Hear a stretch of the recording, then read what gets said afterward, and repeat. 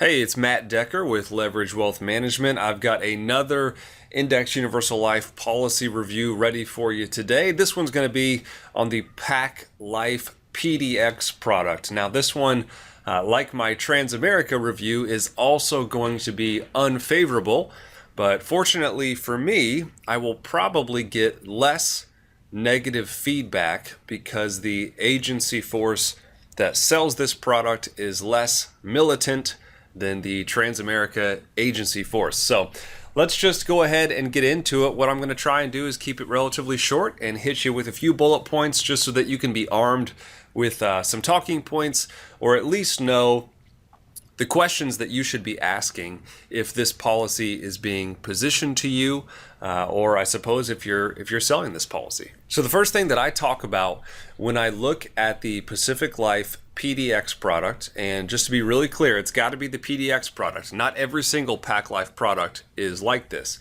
But with this particular product, the first thing that you need to talk about are the fees.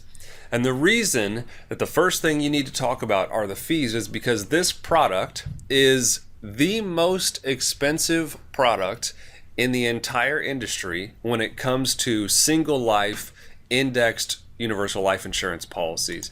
In fact, it's so expensive that if you took the fees that you pay in this PDX product for the first 20 to 25 years and you compared those fees to, let's just say, the top 10 IUL products in the industry, this Pac Life product is going to be 2 to 3 times more expensive than the average fees from those other 10 carriers.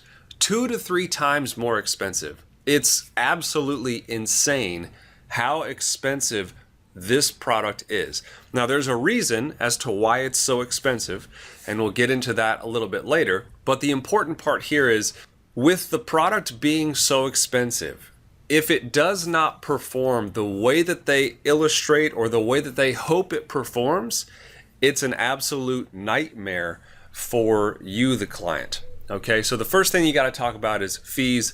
This Pac Life PDX product is 2 to 3 times more expensive than the average IUL that's being sold out there. And when I say average IUL, I mean a good IUL policy with a stable company, A-rated, that's been around for a long time. It's 2 to 3 times more expensive than all those other IULs.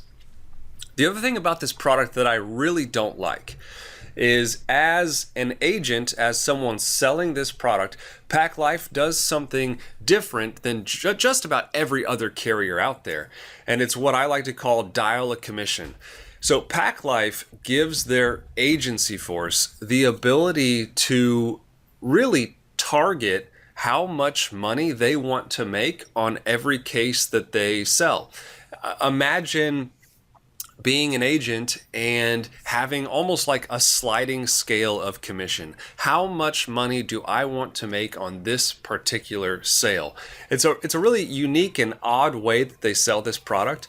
If the agent just sells the product off the shelf without manually going in there and reducing their commission, they're probably going to make 2 to 2.5 times more money selling this product than anything else. And obviously that's a problem when it comes to cash accumulation and policy performance. So this dial a commission aspect of this product I really don't like, because it gives agents the ability to get a little bit too greedy and do something that's not going to benefit the client in the long run. It's just going to benefit themselves. So I don't like that aspect of this product. Another thing that you're going to see me talk about in just about every single product review that I do is going to be, what are the loan provisions of this particular product? Now, in Pac Life's case, they have 2 loan provisions. They have a fixed loan and they have a participating loan. The fixed loan charges you a rate based on when you take the loan, and that's pretty standard. In fact, it's the same loan provision that Transamerica has. Inside the first 10 or 12 policy years, if you take a loan, they charge you one rate. After a certain amount of time, when you're considered a seasoned customer, they charge you a little bit less. But the point of that fixed loan is, if you choose that option, you give up the interest earning power of your money, of your loaned money. The other option that they do have is the participating loan. I happen to prefer the participating loans if those participating loans have good provisions. Pac Lifes are not the worst in the industry, but they're certainly not the best in the industry. The way that their indexed loans work is currently they show a loan charge of 4.65%.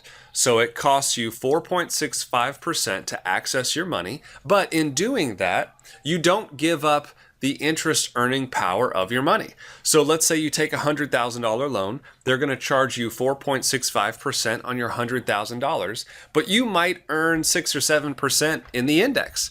And so your $100,000 loan is going to be charged 4.65, but it might earn 6 or 7. That's positive arbitrage, and that's a characteristic of many good IUL products that are out there. It's a reason I love these products. However, the reason Pac Life does not have some of the best loan provisions is because that 4.65% that they charge on their indexed loan is the current rate. They reserve the right to increase that rate all the way up to 7.5%. And so the reason that I am uneasy about that type of loan provision, and it's a relatively common loan provision, and it's not my favorite, is that if your loan rate goes up to 7.5%, and you're sitting in a product that historically has performed at 6 or 7%, you're not in a very good position to make that positive arbitrage that we talked about. The policy is going to have to earn 8 or 8.5 or 9% in order for you to outpace your loan rate. So Pac Life has more loan flexibility than the other product review that I did, Transamerica, but their indexed loan I don't particularly love. That brings us to crediting. Now, crediting is what's going to tie into the fees that we talked about at the very beginning. So Pac Life, for the last 2 to 3 years, has actually been decreasing their caps on a fairly regular basis. I don't like that. Caps are king. High caps and sustainable caps are crucially important to the long-term viability of index life policies. That and how they're designed, that kind of goes without saying. But what Pac Life has chosen to do is decrease their caps in favor of what I like to call a black box bonus.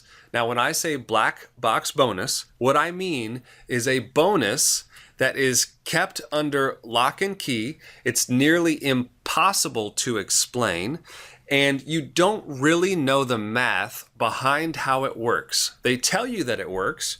You see that you're earning some interest on this bonus in your policy, but you have no idea how to calculate it. You don't know where it's coming from, and it's subject to change. I don't like that.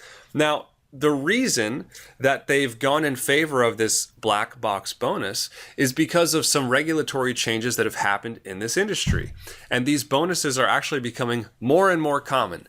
I happen to prefer the bonuses that are not kept in a black box, but that are outlined and very easy to calculate. They're out in the open. An example of a bonus that is out in the open would be every single year, we're going to give you an additional 10% on top of your index credit. So if your policy gets a 10% rate of return, we're going to take your 10% and we're going to multiply it by 110%. So you get 11. It's an extra 1%. That's a very clear, easy to calculate bonus. And, I have no problems with that. The black box bonus, you don't have that math equation that you can go back to and calculate your return. The reason that the fees are 2 to 3 times more expensive on this particular product is because they are using those added fees to pay for this black box bonus. It's a really expensive bonus to put on the product. It's costing you 2 to 3 times more than what the average IUL would charge you, and yet you can't really calculate it. You don't know how it's working, and it's subject to change. I hate that about this product, because if the policy doesn't perform, your bonus is worthless, and yet you're still paying 2 to 3 times the average. So to me, that is an issue that is not going away. And it's one of the reasons that I try to stay clear of this particular product. All right, the last thing that I want to talk about, and then we'll wrap this up, is the agency force. The biggest distributors of this Pack Life product line, and specifically the PDX product, is actually the wirehouse channel. Now, the wirehouse channel are your big, massive, old school brokerage firms like Wells Fargo, Merrill Lynch, Bank of America. Those types of institutions are the primary sellers of this product. The reason that they're the primary sellers of this product is because in order for these companies to actually get into those big wirehouse channels, those big brokerage firms, they have to pay those big brokerage firms in order to be quote unquote on the shelf. And most fixed life insurance companies have chosen not to do that. They've chosen not to pay big royalty fees to these big wirehouse firms and brokerage firms in order for their agency force to be able to sell it. Well, Pack Life has. So therefore, the biggest distributors of this Pack Life product are going to be securities reps that are working for these massive brokerage firms. And that's not necessarily good or bad. It's just kind of the way that it is. But I think what you need to know is if you're working with one of these big brokerage firms, or if you're working with somebody in these wirehouse channels, you just need to know that they have limited product availability because they can only sell products where those companies pay to be a part of their package. And most companies are not paying to be a part of that package. And so what you're left with is, a hodgepodge of companies that may or may not be the best contenders out there because some of the best contenders in this space have chosen not to do business in that channel. So anyway, that's what I wanted to say about the agency force. It's not necessarily good or bad. It's just something interesting to know. And as always, if you'd like for me to review a policy, you can email me, matt@leveragewm.com, or you can go to my website, leveragewm.com/contact-us. I'm happy to review any product that you may have purchased or that's being positioned to you currently. And as always, like or subscribe, leave any comments down below, and let me know the next product review that you want me to do. This has been Matt with Leveraged Wealth Management, and I look forward to talking to you soon.